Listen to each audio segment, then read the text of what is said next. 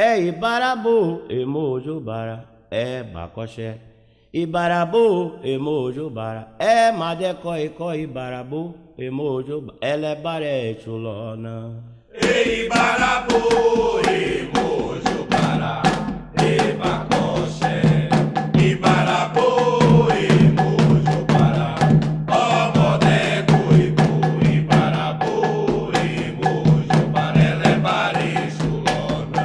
É Ibarabu, Emojubara, é Bacoché.